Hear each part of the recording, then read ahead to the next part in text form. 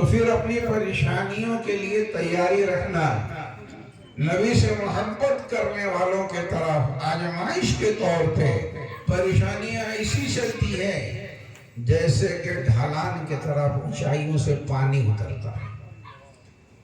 یہ صحابہ کرام رضی اللہ تعالیٰ عنہم صرف زبانی نہیں تھے، جو کہا واقع میں وہ ہوا، اس کو بھیلا، اس کا سامنا کیا، چونکہ محبت دلی تھی، ایسا نہیں تھا کہ یہ زبانی تھی۔ جو ان کے دل میں بات تھی نبی کے محبت کے بارے میں، حقیقت معنوں میں وہ تھی، اور بہت سارے صحابہ کو ایسے ہی آزمایا بھی گیا۔ آپ جب صحابہ کی تاریخ پڑھتے ہیں یا سنتے ہیں تو ایک ایک کی تاریخوں پہ غور کریں گے تو یہ پتہ چلے گا کہ واقعی میں یہ صحابہ اسی حساب سے آزمائے گئے۔ لیکن کیوں ایسا ہوا؟ اس آزمائش کے باوجود نبی کے محبت میں یہ شرسار تھے، نبی کے محبت میں ڈوبے ہوئے تھے۔ ایسے ایسے لوگ گزرے کہ نبی کے محبت میں ان کی جانیں قربان ہو رہی ہیں، ٹکڑے ہو رہے ہیں، لیکن نبی کے محبت اور نبی کے زندگیوں کو اپنی زندگیوں میں اتارنے کے جو فکر، ان پریشانیوں نے کبھی ان کے لیے آڑے نہیں آیا اور کبھی اس کو روک نہیں آیا، اور حقیقت معنی میں یہ محبت تھی۔ حضرت امام مالک علیہ رحمہ کبھی مدینے میں پیر میں چپل نہیں پہنا، مدینے میں جب بھی چلتے مدینے کے گلیوں میں تو ننگے پیر چلتے۔ لوگ پوچھتے بھی کہ کیا چپل نہیں ہے؟ کہا کہ چپل ہے، لیکن مجھے یہ پتہ نہیں ہے کہ عقائد مدینہ جناب محمد رسول اللہ صلی اللہ علیہ وسلم کا قدم مبارک کہاں پڑا ہو اور مالک اپنی چپل سے ان کی قدم مبارک کی طرف اپنا پیر رکھے، یہ میری ہمت نہیں ہو رہی ہے۔ کیا یہ محبت، کیا عظمت نبی پاک صلی اللہ علیہ وسلم، یہ محبت کی شکل کہ نبی کے محبت میں ایسے چور، ایسے دیوانے کہ دیوانوں کے طرف مدینے میں گھوم رہے، چپل نہیں ہے پیر میں، صرف اس لیے کہ محمد رسول اللہ کے قدم جہاں پڑا ہوگا امام مالک کا وہاں پیر چپل کے ساتھ نہیں پڑنا چاہیے۔ یہ احترام، یہ قدر تھی نبی کہ نبی کے پیر مبارک جہاں پڑے ہوں وہ امام مالک کا پیر چپل کے ساتھ لاتا، یہ احترام۔ اور جذبہ کیسا تھا؟ آخری زمانے میں ان کی دلی خواہش تھی کہ میری موت مدینے کی ہو۔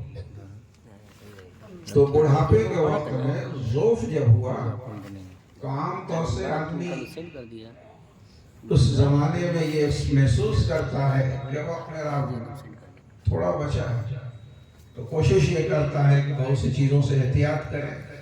امام مالک علیہ رحمہ کا احتیاط یہ تھا کہ میں مدینے سے باہر نہ جاؤں تاکہ میری موت مدینے کی ہو، میں اگر مروں تو مدینے میں مروں۔ یہ جذبہ ہے، نبی سے محبت ہے۔ یہ محبت الفاظوں کا نہیں ہے، جیسا کہ میں نے پہلے کہا، یہ دلی محبت ہے، دل میں یہ خواہش ہے کہ کاش میری موت مدینے میں ہو۔ اس وجہ سے اتنا احتیاط کرتے تھے کہ مدینے سے باہر جانے سے بہت بچتے تھے۔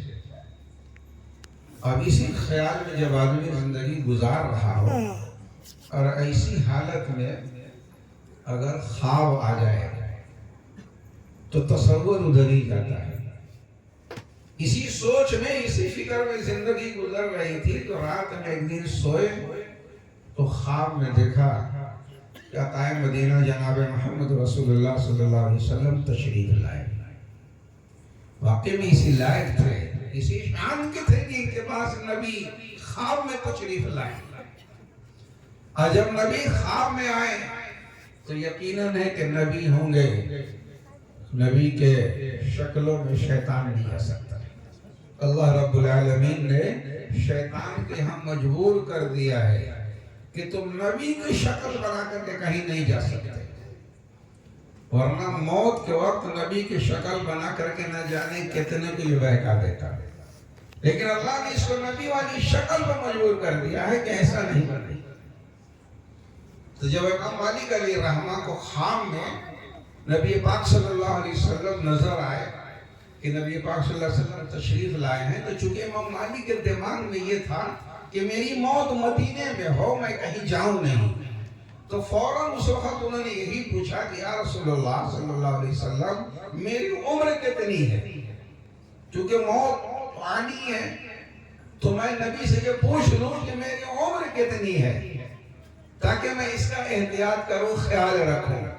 تو آقائے مدینہ جناب محمد رسول اللہ صلی اللہ علیہ وسلم نے اپنی 5 انگلیاں دکھائی، زبان سے کچھ نہیں کہا۔ امام مالک کا سوال کہ میری عمر کتنی ہے، تو نبی کی طرف سے جواب زبانی تو نہیں آیا، لیکن 5 انگلیاں صرف دکھا دیا۔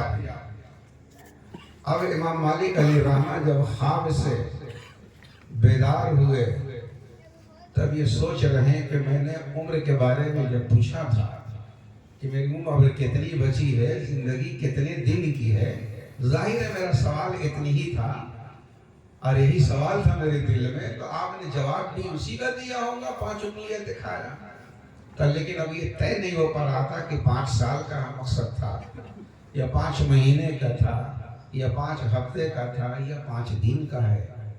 اب یہ فکر ہے ان کو، یہ دماغ ادھر ہی جا رہا کہ میں نے عمر بتایا ہے، زندگی اتنے دن کی ہے تمہاری، یہ دماغ میں ہے، لیکن طے نہیں کر پا رہے تھے۔ امام مالک بہت اونچے درجے کے امام شافعی کے بھی استاذ اور بھی بڑے بڑے محدثین فقہا کے استاذ، اس ٹکر کے امام۔ اب انہوں نے اس زمانے کے اندر ایک خواب کے بہت بڑے معبر علامہ سیری علی رحمہ موجود تھے جو خواب کی تعبیر بیان کرتے تھے، بہت بڑے معبر۔ اپنے شاگرد کو بھیجا، یہ کہا کہ جاؤ ان سے پوچھو کہ کسی شخص نے خواب دیکھا ہے، اور نبی پاک صلی اللہ علیہ وسلم سے اس نے جب یہ سوال کیا تو نبی نے 5 انگلیاں دکھائی ہیں، اب اس 5 کا مطلب کیا نکالا جائے، 5 سال سمجھا جائے، 5 مہینہ سمجھا جائے، یہی ذہن پہ ہے۔ لیکن میرا نام نہ بتانا، بعضوں نے یہ بھی کہا۔ جب گئے اور جا کر کے بیان کیا تو علامہ سیری علی رحمہ نے کہا کہ یہ خواب کون دیکھا ہے، تو چونکہ خواب دیکھنے والے کے نام بتانے سے بھی منع کیا تھا، صرف پوچھ لینا تعبیر۔ فرمایا کہ خواب امام مالک دیکھ سکتا ہے، یہ اسی کا خواب لگ رہا ہے۔ اور امام مالک واقعے میں اپنے زمانے کا بہت بڑا امام ہے، لیکن چونکہ مسئلہ خواب کا ہے اور خواب کی تعبیر کا تعلق ایک الگ ہی رہتا ہے، تو اس تعبیر کو سمجھ نہیں پا رہے ہیں کہ آقائے مدینہ جناب محمد رسول اللہ صلی اللہ علیہ وسلم سے جب یہ سوال کیا تھا یا رسول اللہ میری عمر کتنی ہے، تو نبی نے 5 انگلیاں دکھائی تھی۔ تو اب اس 5 انگلیوں سے یہ سمجھ رہے تھے کہ 5 سال یا 5 مہینہ، تو اللہ کے رسول کا یہ مقصد تو یہاں پہ کچھ نہیں ہے۔ نبی یہ بتانا چاہ رہے تھے ان اللہ عنده علم الساعة ينزل الغیث ويعلم ما في الارحام ما تدری نفس ماذا تکسب غدا بأي ارض تموت۔ یہ اللہ نے بتایا کہ وہ 5 آیتوں کی طرف اشارہ کیا ہے کہ اے امام مالک جس چیز کا سوال ہم سے کر رہے ہیں تو یہ سمجھ لیجئے کہ اللہ کی ذات کے علاوہ کسی کو پتا نہیں ہے کہ کس کی موت کب آئے۔ موت کی پتہ، موت کی خبر تو اللہ ہی کو ہے۔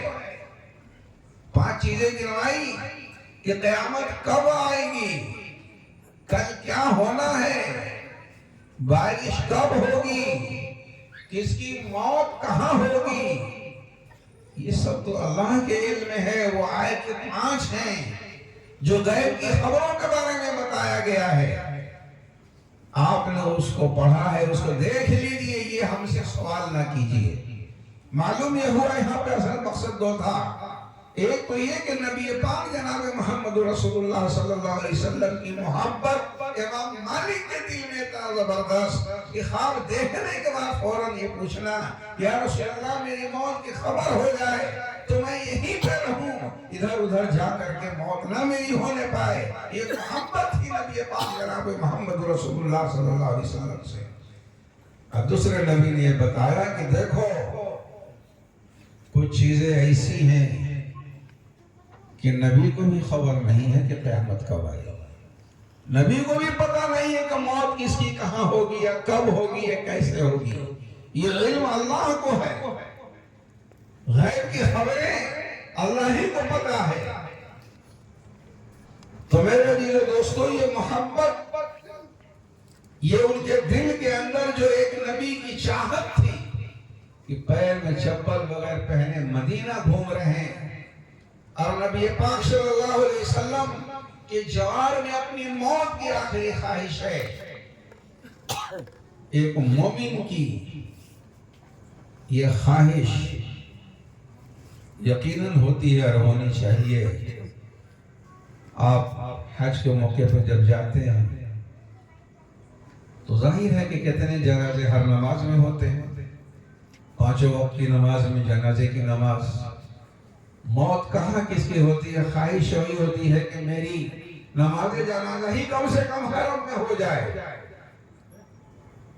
کوئی ضروری نہیں کہ سب کا دفن جنت البقیع میں ہی ہو جائے. بہرحال یہ تو وہاں کا جو نظام ہوگا اس حساب سے ہوگا, لیکن جو علاقے کی موت بھی ہوتی ہیں تو دلی خواہش اس کی بھی ہوتی ہے مرنے والے کی بھی کہ کم سے کم حرم یا مدینے کی مسجد میں میری نماز جنازہ ہو جائے.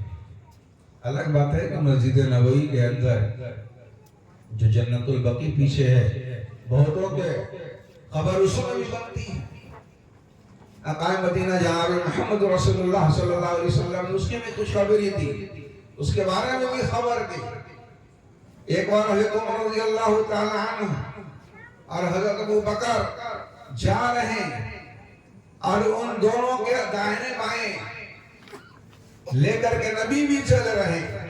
ابو بکر دائیں ہیں, عمر بائیں ہیں, دونوں کے کاندھے پہ ہاتھ رکھے ہوئے نبی پاک صلی اللہ علیہ وسلم چل رہے ہیں. یہ فرمایا کہ اے ابو بکر, اے عمر, کل میدان حشر میں ہم لوگ ایسے ہی اٹھے. اس کا مطلب فرمایا کہ قبر میں بھی ایسے ہی رہیں گے اور حشر میں جب اٹھیں گے تو ایسے ہی اٹھیں گے. ابو بکر دائیں ہوں گے اور عمر بائیں ہوں گے. تو عثمان رضی اللہ تعالیٰ عنہ وہی موجود تھے. کہا کہ یا رسول اللہ, جب یہ قبر میں اتنے قریب ہوں گے اور حشر میں اٹھیں گے تو ایسی کاندھے پہ ہاتھ ہوں گے آپ کے, تو عثمان غنی نے پوچھا یا رسول اللہ میں کہاں رہوں گا؟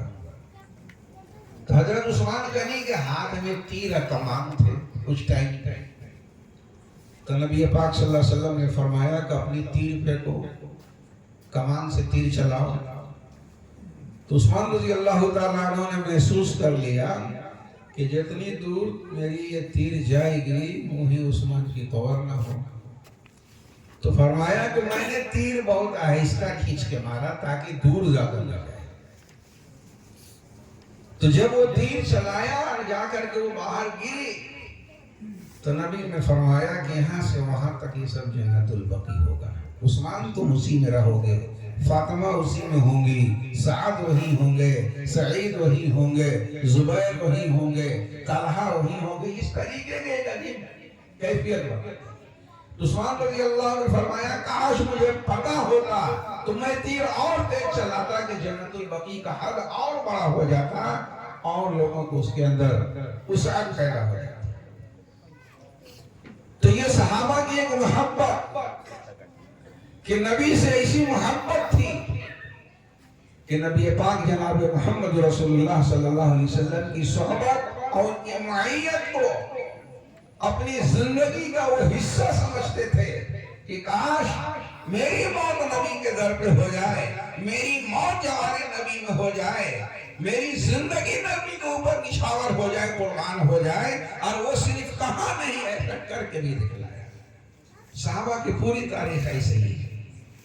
میرے عزیز و دوستو، شروع میں بات اصل یہ ضمناً آ گئی تھی کہ جو الفاظ زبانوں پہ ہم لوگوں کی ہے، اللہ کرے کو ہمارے دل میں یہ محبت اتر